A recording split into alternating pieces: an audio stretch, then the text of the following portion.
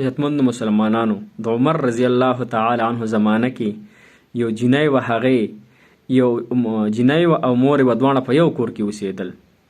نو هغه مور یې لور ته وي چې لورې ورشه په دې شودو کې اوبه واچوه.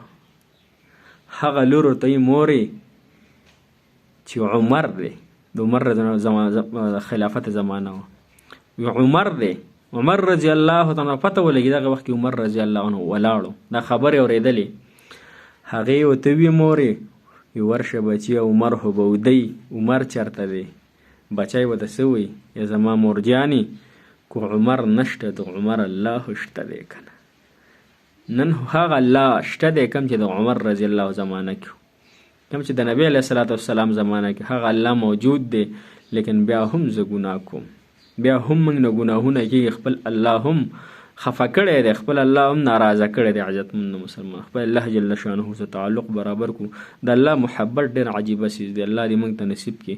په دنیا کې هم په کار راتلونکی دی، په آخرت کې هم په کار راتلونکی دی، او په جنت کې به د الله جل شانه سره به زموږ ملاقات کېږي.